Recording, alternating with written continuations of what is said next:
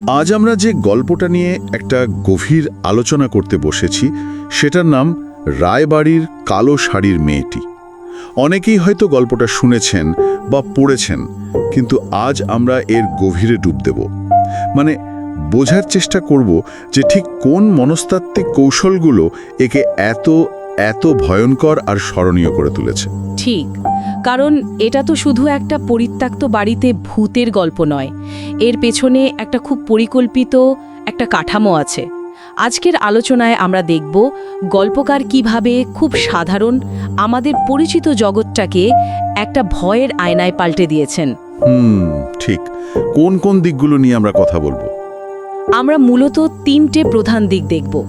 প্রথমত, গল্পটা কিভাবে পায়েলের শব্দ বা চিরুনির মতো সাধারণ জিনিসকে আতঙ্কের প্রতীকে পরিণত করে। দ্বিতীয়ত, রতনের মতো একজন যুক্তিবাদী অবিশ্বাসী চরিত্রকে কেন গল্পের একেবারে কেন্দ্রে রাখা হলো। আর সবশেষে পরিচয়হীনতার ভয়, মানে মুখ না থাকা আর নিজের সত্তা হারিয়ে ফেলার যে ধারণাটা, সেটাই কিভাবে এই গল্পের শিরদাঁড়া তৈরি করেছে। চমৎকার একটা রূপরেখা। তাহলে চলুন প্রথম বিষয়টা দিয়ে শুরু করা যাক, এই যে পরিচিত জিনিসের ভয়ঙ্কর রূপান্তর। আমার তো মনে হয় গল্পের সবচেয়ে শক্তিশালী উপাদানগুলোর মধ্যে একটা হলো শব্দের ব্যবহার। একদম। সূত্রগুলো বলছে রতন যখন প্রথমবার ওই বাড়িতে ঢোকে তখন কিন্তু সে কোনো চিৎকার বা ভয়ঙ্কর আওয়াজ শোনেনি। সে শুনেছিল পায়েলের শব্দ, টং টং টং। হ্যাঁ, আর এই শব্দটাই তো আমাদের সংস্কৃতিতে উৎসব, আনন্দ, জীবনের প্রতীক। ঠিক, কিন্তু ওই মৃতপুরীর মতো পরিবেশে, ওই নিস্তব্ধতার মধ্যে এই শব্দটাই কেমন যেন বেমানান, অশুভ। এটাই হলো প্রাসঙ্গিক অসঙ্গতি তৈরি করা। গল্পকার খুব সচেতনভাবে একটা নিরীহ শব্দ বেছে নিয়েছেন। যদি কোনো পৈশাচিক চিৎকার হতো, ভয়টা হয়তো আসতো, কিন্তু সেটা বেশিক্ষণ থাকতো না। কিন্তু পায়েলের শব্দের যে ছন্দ, ওর পরিচিত সুর, যখন একটা মৃত বাড়ি থেকে ভেসে আসে, তখন আমাদের মাথায় একটা দ্বন্দ্ব তৈরি হয়। এটা তো জীবনের শব্দ, কিন্তু আসছে মৃত্যুর পরিবেশ থেকে। এই বৈপরীত্যটাই ভয়টাকে আরো অস্বস্তিকর করে তোলে। ঠিক, এটা কোনো হঠাৎ আক্রমণ নয়, বরং একটা ছন্দবদ্ধ, পরিকল্পিত আগমনের মতো শোনায়।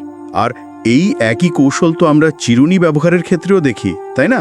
পায়েলের শব্দটা ছিল দূর থেকে আসা একটা সতর্কবার্তা, কিন্তু চিরুনিটা, ওটা তো সরাসরি একটা ফাঁদ। হ্যাঁ, একদম।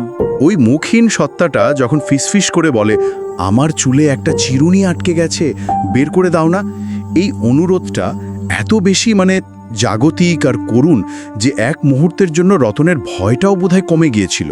আমি একমত। এটাই গল্পের সবচেয়ে ধূর্ত চাল, কারণ এটা ভয়কে ছাপিয়ে এক ধরনের মনস্তাত্ত্বিক খেলা। চিরুনি তো খুব ব্যক্তিগত জিনিস, তাই না? কারো চুলে হাত দেওয়া বা তার চিরুনি ছোঁয়া, এটা তো একটা ঘনিষ্ঠতার লক্ষণ। আচ্ছা, ওই সত্তাটা কিন্তু রতনকে ভয় দেখিয়ে আক্রমণ করতে পারত। তা না করে সে একটা মানসিক দুর্বলতার সুযোগ নিচ্ছে, সহানুভূতির। রতন যখন ওই বরফ শীতল চুলে হাত দিয়ে চিরুনিটা ধরে, সে আসলে শুধু একটা বস্তুকে স্পর্শ করছে না, সে একটা অলৌকিক জগতের সাথে, বলতে গেলে স্বেচ্ছায় একটা চুক্তি করছে। ওই স্পর্শের মাধ্যমে? হ্যাঁ, ওই স্পর্শের মাধ্যমেই সে অভিশাপটাকে নিজের মধ্যে নিয়ে নিচ্ছে। এটা একটা সম্মতি আদায়ের কৌশল, যে একটা নিরীহ অনুরোধের আড়ালে লুকিয়েছিল। তার মানে পায়েলের শব্দ দিয়ে ভয় দেখানো হলো, আর চিরুনি দিয়ে সেই ভয়ের জগতে প্রবেশ করানো হলো। দুটোই পরিচিত জিনিস, কিন্তু ব্যবহারটা একদম অপ্রত্যাশিত। আর এই ভয়ের মুখোমুখি হওয়ার জন্য গল্পে যাকে পাঠানো হয়েছিল, সে তো কোনো ভীতু মানুষ ছিল না। না, একদমই না। চলুন আমাদের দ্বিতীয় বিষয়টা নিয়ে কথা বলি, রতনের মতো একজন অবিশ্বাসী চরিত্র। হ্যাঁ, রতন কলকাতার কলেজ ছাত্র, যুক্তিবাদী। ভূতপ্রেতকে সে গ্রামের গালগল্প বলে উড়িয়ে দেয়। ভৌতিক গল্পে এই স্কেপটিক বা অবিশ্বাসী চরিত্রটা একটা ক্লাসিক টুল। কেন? এর কারণটা কি? কারণ এই চরিত্রটা আসলে আমাদের পাঠকের যুক্তিবাদী মনের প্রতিনিধি। আমরা যখন গল্পটা পড়া শুরু করি, তখন তো আমরাও রতনের মতন একটা নিরাপদ দূরত্বে থাকি, ভাবি যে এসব তো গল্প, বাস্তবে এমন হয় না। ঠিক, রতনের অবিশ্বাসটা আমাদের নিজেদেরই প্রতিচ্ছবি। সে তো বন্ধুদের সাথে বাজি ধরেছিল। তার এই অধ্যত্বটা, এটা খুব গুরুত্বপূর্ণ। সে শুধু অবিশ্বাসী করছে না, সে সক্রিয়ভাবে সেটাকে প্রমাণ করতে গেছে। আর হরর জনরার মূল মজাটাই তো আসে এই যুক্তির দুর্গ ভেঙে পড়া দৃশ্য দেখে। গল্পটা শুধু একটা ভূতের অস্তিত্ব প্রমাণ করার জন্য নয়, বরং যুক্তির সীমাবদ্ধতা দেখানোর জন্য। যখন রতনের মতো একজন চরিত্র, যার হাতে বিজ্ঞান আর যুক্তির অস্ত্র, সে যখন অলৌকিক শক্তির সামনে ভেঙে চুরমার হয়ে যায়, তখন আমাদের নিজেদের যুক্তির বর্মটাও ভেঙে পড়ে। ভয়টা তখন আর শুধু গল্পের পাতায় থাকে না, আমাদের ভেতরেও ছড়িয়ে পড়ে। আমরা বুঝতে পারি যে আমাদের চেনা জগতের নিয়মের বাইরেও কিছু থাকতে পারে। রতনের পরাজয়টা আসলে আমাদের যুক্তিবাদী সত্তারই পরাজয়। এবং সেই পরাজয়ের মুহূর্তে সে সবচেয়ে ভয়ঙ্কর সত্যের মুখোমুখি হয়। এটা আমাদের তৃতীয় এবং সবচেয়ে গুরুত্বপূর্ণ বিষয় নিয়ে আসে, পরিচয়হীনতার আতঙ্ক। রতন যখন বারান্দায় মেয়েটিকে দেখে এবং সে মুখ তোলে, সূত্রগুলো যেবার বর্ণনা দেয় তা হলো মেয়েটির কোনো মুখ ছিল না। হ্যাঁ, চোখের জায়গায় দুটো গভীর গর্ত, আর বাকিটা কেবল কালো ছায়া। এই ফেসলেসনেস বা মুখহীনতার ধারণাটা কেন এত ভয়ঙ্কর? কারণ আমাদের মস্তিষ্কের জন্য মুখ হলো পরিচয়ের মূল ভিত্তি।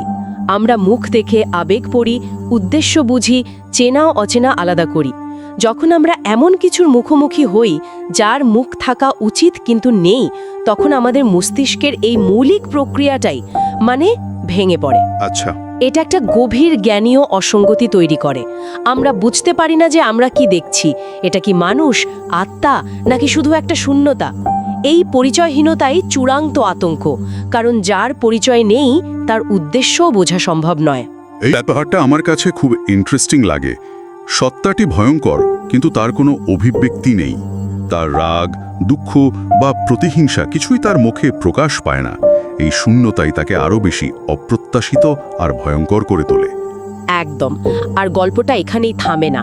এই পরিচয়হীনতার অভিশাপটা, এটা সংক্রামক। গল্পের শেষে রতনের যে পরিণতি হয়, সেটাই এর সবচেয়ে বড় প্রমাণ। তাকে তো শুধু মেরে ফেলা হয়নি। না, সূত্র বলছে গ্রামবাসীরা যখন তাকে খুঁজে পায়, তার চোখ দুটো উপড়ে নেওয়া হয়েছিল, ঠিক যেমন ওই মেয়েটির চোখের জায়গায় দুটো গর্ত ছিল। আর তার চুল লম্বা হয়ে মাটি ছুঁয়েছিল। এই রূপান্তরটা, এটা তো শুধু শারীরিক নয়, এটা আক্ষরিক অর্থেই তার সত্তাকে মুছে ফেলার মতো। ঠিক, সে আর রতন নেই, তাকে ওই অভিশাপের অংশ করে নেওয়া হয়েছে। একে বলা যেতে পারে হরর অফ অ্যাসিমিলেশন বা আত্মীকরণের আতঙ্ক। ভয়ের সবচেয়ে খারাপ রূপ হলো যখন শিকার আর শিকারীর মধ্যে পার্থক্যটাই মুছে যায়। রতন এখন নিজেই অভিশাপের বাহক। হ্যাঁ, তার পরিচয়, তার যুক্তি, তার অস্তিত্ব সবকিছু মুছে দিয়ে তাকে ওই মুখহীন সত্তার একটা প্রতিচ্ছবিতে পরিণত করা হয়েছে। অভিশাপটা রতনের মৃত্যুতে শেষ হয়নি, বরং তার মাধ্যমে বিস্তার লাভ করেছে, সংখ্যায় বেড়েছে। আর এই কারণেই গল্পের শেষটা এত বেশি হতাশাজনক। কিংবদন্তিটা এখন আরও শক্তিশালী। রায়বাড়ির বারান্দা এখন একজন নয়, দুজন দাঁড়ায়। একজন কালো শাড়ি পরা, আরেকজন ছেঁড়া শার্ট প্যান্ট পরা। দুজনেরই মুখ নেই, আর তাদের অনুরোধটাও এখন দ্বিগুণ হয়ে গেছে। চিরুনিটা বের করে দাও না। চক্রটা শুধু সম্পূর্ণই হয়নি, আরও বড় হয়েছে। এটা চমৎকারভাবে দেখায় যে কিভাবে এই ধরনের আধুনিক লোককথা বা আরবান লেজেন্ডগুলো সময়ের সাথে সাথে বিবর্তিত হয়। রতনের গল্পটা এখন আর কোনো সতর্ক বার্তা নয়, এটা এখন মূল কিংবদন্তির একটা অংশ হয়ে গেছে। তাহলে সব মিলে আমরা দেখলাম এই গল্পের আসল শক্তি কোনো একটা ভয়ের উপাদানে নেই, বরং এই উপাদানগুলো যেভাবে একসাথে কাজ করে তার মধ্যেই এর শক্তিটা লুকিয়ে আছে। একটা পায়েলের শব্দের মতো পরিচিত আওয়াজকে অশুভ করে তোলা, যুক্তির পরাজয় দেখানো, এবং শেষে নিজের পরিচয় হারিয়ে সেই আতঙ্কেরই অংশ হয়ে যাওয়ার ভয়, এই স্তরগুলোই গল্পটিকে একটা দীর্ঘস্থায়ী মানসিক ধাক্কায় পরিণত করে। ঠিক, প্রতিটি উপাদানই পাঠক বা শ্রোতার মনস্তত্ত্বের গভীরে আঘাত করার জন্য তৈরি। প্রথমে কৌতূহল জাগানো, তারপর অস্বস্তি তৈরি করা, এরপর যুক্তিকে ভেঙে দেওয়া, এবং সবশেষে অস্তিত্বের সংকট তৈরি করা। এই পর্যায়ক্রমিক আক্রমণটাই একে এত সফল বানিয়েছে। তবে গল্পটা এখানেই শেষ হতে পারত, কিন্তু আমাদের হাতে থাকা সূত্রগুলোর শেষে আরও একটা লাইন আছে, যেটা পুরো ব্যাপারটাকে রায়বাড়ির সীমানা ছাড়িয়ে আমাদের প্রত্যেকের ঘরে পৌঁছে দেয়। হ্যাঁ, সেই লাইনটা, যেটা গল্প আর বাস্তবতার মাঝের পাতলা দেওয়ালটা ভেঙে দেয়। গল্পটি একটা প্রশ্ন তুলে ধরে শেষ হয়।